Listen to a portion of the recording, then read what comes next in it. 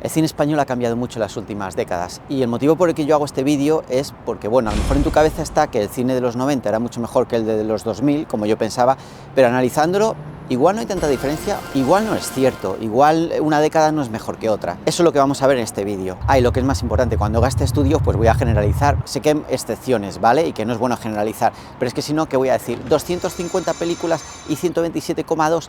No, entonces va a ser una visión pues muy general del asunto, pero bastante específica a la vez. La diferencia principal sobre todo es en cómo se cuentan las historias, la temática de la que tratan y la manera que tienen de grabarse. Mientras que los 90 trataban de temas sociales y emocionales y dramas intimistas y películas con un poquito menos de presupuesto. Por ejemplo, Tesis de Amenábar o Días contados, que ahí, hombre, tenía más dinero para la película. Había también muchas películas de cine de autor que triunfaron. Y en cambio en los 2000 los géneros se diversificaron. Por ejemplo, tenemos El Hoyo en Netflix, que se hizo conocida mundialmente. O tenemos la superproducción Mientras dure la guerra de Amenábar. Y en esta época las series, sobre todo, son las que cogen protagonismo, como La Casa de Papel o Élite, grandes éxitos internacionales. De hecho, muchos equipos de cine entran a formar parte de las plataformas como Netflix, HBO o Movistar Plus. Ese trasvase de cine a las plataformas de vídeo bajo demanda supongo que sería la diferencia más importante entre estas décadas. Y ahora tendríamos que ver el concepto de las diferentes épocas. En los años 90 España entró en una especie de modernización tras la transición democrática, ese paso de una dictadura a un sistema democrático, entendiendo que ahora mismo tenemos una democracia. El caso es que esa modernización trajo cambios en la política. Por ejemplo, apareció el Estado de las Autonomías, que reconocía las diferencias culturales y lingüísticas del país, y cambios también en la economía, al ingresar en la Comunidad Económica Europea en el 86. Y había un clima de renovación, de esperanza, sobre todo a finales de los 80, y esto se alargó también a los 90. El cine entonces era una manera de explorar identidades, abrir debates sobre temas tabús y demostrar la diversidad cultural del país. Y también ingresamos en la Unión Europea, que se supone que eso era maravilloso porque trajo una innovación industrial y en el desarrollo, aunque a la larga se ha comprobado que perdimos poder adquisitivo. Y en el cine también se vio esto cuando se hablaba de la memoria histórica, del papel de la mujer y de los conflictos generacionales. Lo de las películas sobre la guerra civil, que eso aunque ahora se lo critique mucho, entonces gustaba porque la gente se veía reflejada. Y es que al público le gustaba que esas películas conectasen con su identidad generacional, cultural y social, generalmente con un tono de crítica o de reflexión. Vamos, que empezaba a haber libertad de expresión y no como ahora. Y aquí hay que hacer una pequeñita pausa y meternos de lleno en lo que significó Pilar Miró para el cine español en aquella época. Pilar Miró pues era directora, guionista y cineasta y también fue la primera mujer en dirigir Radio Televisión Española. Fue famosa por la ley del cine, la ley Pilar Miró. La hizo ella porque era directora general de cinematografía con el gobierno de Felipe González. Y esa ley, os la resumo un poquito rápido, pero básicamente lo que se basaba era en dar subvenciones antes del rodaje, porque quería emular al cine francés y no a posteriori como eran antes las subvenciones. Y se protegía entonces a los menores y adolescentes en los rodajes, marcando unas pautas con ellos de comportamiento, unos horarios. Y claro, algunos directores se mosqueaban porque decían que coartaba su libertad creativa, porque ya los chavales no estaban ahí 12, 15 horas rodando, ¿no? Tenían que adaptarse ellos a las pautas de la ley Miró. Claro, lo que han criticado esta ley es que aumentaba los costes de producción, ¿no? Sobre todo pues para las producciones que eran pequeñitas. También había preocupación sobre la regulación de esta ley, cómo se iba a aplicar, si iba a ser excesiva, si iba a ser pues poco imparcial o incluso si iban a censurar algunos productos. En aquel entonces os recuerdo que estaban las españoladas, ¿no? Esas películas de Ozores, que fue el director más conocido. Pilar Miró opinaba que esas películas pues eran de dudosa calidad y no quería que esta fuese la imagen que se proyectaba de España fuera. Pues eran producciones de humor grosero y absurdo, ¿no? Con mucha burla, bueno, con mucho destape, pero estas pelis arrasaban en taquilla y a los espectadores pues les volvían locos. Títulos como Los Vingueros, Pepito Piscinas o Agítese antes de usar. Y actores habituales pues eran Mariano Ozores, Pajares y Esteso, Mirtha Miller, Susana Estrada, Florinda Chico y Sacristán. ¿Qué pasa? Pues que también se penalizó un poquito el género de terror, lo poquito que se estaba haciendo de fantasía en esa época. Y luego mucha gente ponía en duda esas subvenciones, quién era el equipo que las seleccionaba, ¿no? Sobre todo pues que fuese afín al gobierno entonces, al PSOE, o afín a la propia Pilar Miró. De hecho, ella en esas decisiones tenía derecho de veto, o sea que al final, después de que un equipo dijese algo, si a ella no le gustan esas películas, pues no se producían, no tenían esa subvención. Esto dicen algunos directores que son muy críticos con esta ley, que hizo que la gente poco a poco pues fuese dejando de ver tanto cine en masa. Es que ya quería que España proyectase una imagen pues un poquito más en consonancia con la Unión Europea, ¿no? Con lo que estaba ocurriendo allí, algo más serio, como no tan atrasado ni tan garrulo. Y se daba un especial apoyo a nuevos realizadores o cine de cierta manera experimental. Eso alejaba al público. Y claro, la cosa se complicaba y a esta situación se le une pues las películas americanas de los 80 y sobre todo la aparición del vídeo. Así que cada vez era más difícil hacer una película que no estuviese subvencionada. Y la mayoría de los géneros se fueron a pique. Bueno, salvo el cine kinky, que duró no sé cuántos años más. Claro, la única financiación casi de estas películas eran las subvenciones, entonces quedaban dependientes pues del Estado y las instituciones, ¿no? Esto en cuanto a la época de los 90, pero ¿y en los 2000?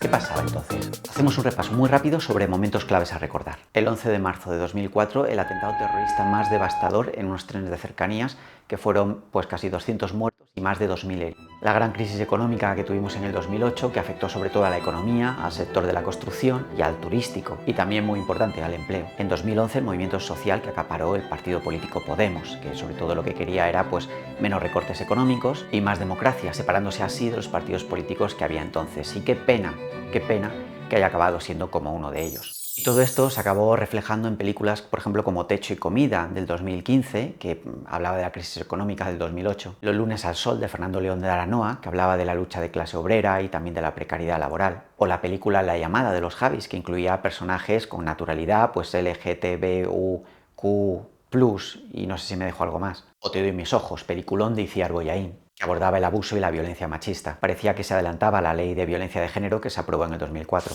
Y también el cine español a principios de los 2000 estuvo en auge, con nombres como Amenábar, del que ya hablaremos más adelante, o la propia Isabel Coixet, que internacionalizó el cine español. Por ejemplo, con la película La vida secreta de las palabras, con actores mundialmente conocidos como Tim Robbins o Julie Christie. O la película Nadie quiere la noche, con Juliette Binoche y Gabriel Byrne. Y también Pedro Almodóvar, que en esa década estuvo particularmente acertado, con películas como Hablé con ella en el 2002, que ganó el Oscar a Mejor Guión Original y Globo de Oro a Mejor Película, o Volver en el 2007, que ganó los Goyas a Mejor Película y Mejor Dirección, o Dolor y Gloria, que volvió a ganar el Goya en el 2020 y Mejor Interpretación Femenina. Tenemos peliculones también que se vieron en medio mundo, como Amenábar, por ejemplo, con Los Otros en el 2001, una producción internacional hispano-estadounidense, que tuvo los premios Goya a Mejor Guión y Mejor Película, y fue la película española que más recaudación hizo a nivel mundial, que fueron más de 200 millones. Y no contento con eso, Amenábar repitió éxito con Mar Adentro. Peliculón con un inmenso Javier Bardem, que ganó la Copa Golpi a Mejor Actor y ganadora de un Oscar a Mejor Película Internacional. Por cierto, ¿para cuándo una calle para Javier Bardem? Y bueno, ahora vamos atrás, a los 90, para que podáis comparar con otros directores y otro tipo de películas que se hacían. Hay películas míticas como Belle Époque, de Fernando Trueba, ganadora del Oscar a película de habla no inglesa, y transcurre en una localidad española poquito antes de proclamarse la Segunda República. Actores míticos, Jorge San estupendo, Ariana Gil increíble, bueno, toda, Mariel Verdú, o sea, lo más selecto del cine español. Un director que me apasiona, que es Bigas Luna, que hizo la película Jamón Jamón, ¿os acordáis? Pues bueno, que ahí se descubrieron, ya habían hecho cosas, pero fue como el boom de Javier Bardem, Jordi Moya y Penélope Cruz. Una crítica mordaz a la sociedad española, sobre todo esa transición de lo rural a lo moderno y tensiones sociales y económicas vividas por sus protagonistas. Nos expone la identidad española de aquella época, porque no tenían un Rafa Nadal como ahora, pero sí el jamón y los toros. Esta peli está llena de simbolismo y sensualidad, y lo que hizo sobre todo es dar pie a que existiesen otras películas más transgresoras. Y otro director que exponía las variaciones y la complejidad de la cultura española fue Carlos Saura, con películas como Ay Carmela, Taxi, que es una de mis preferidas, ¿no?, que habla del racismo y del amor, cómo puede cambiarlo todo, y El séptimo día, ¿no?, que volvemos a lo rural y su violencia y las conductas agresivas de la gente que vive en ese entorno. Aunque su trabajo fue especialmente creativo en las películas como Flamenco o Tango en 1998. Nominada al Oscar, por cierto, como Mejor Película Extranjera. La iluminación, colores y escenarios en sus películas fueron reconocidos internacionalmente. Se empeñó en retratar la cultura popular y no solo hizo que España pues tuviese un escaparate a nivel internacional, sino que se estudia hoy ese diálogo que tenía entre la tradición y lo moderno. José Luis García, Canción de cuna, en el 94. Él es una de las películas que dice que más contento está con el resultado, y sobre todo tuvo muy buena crítica y el público pues acudió a verla. Y cómo olvidar El abuelo, con esa impresionante interpretación de Fernando Fernán Gómez.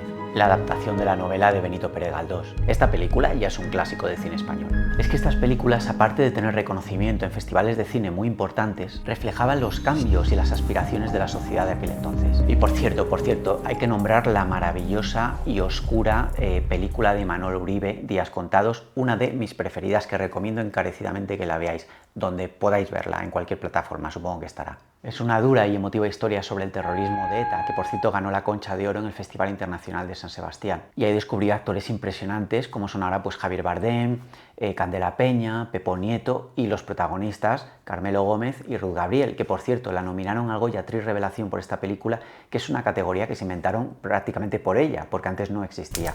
Y esta película nos traslada a esa España marcada por las secuelas del terrorismo de ETA. Y era importante la película porque no solo habla de la parte bélica, sino también de las partes internas de la gente que trabajaba pues en esa banda, ¿no?, de todas las dudas que tenían, el personaje se enamora de una chica que está en un entorno marginal, y también contaba eso, ¿no?, ese entorno marginal pues de la droga, de aquellos barrios de entonces. Te da una visión de esa época muy buena y muy realista.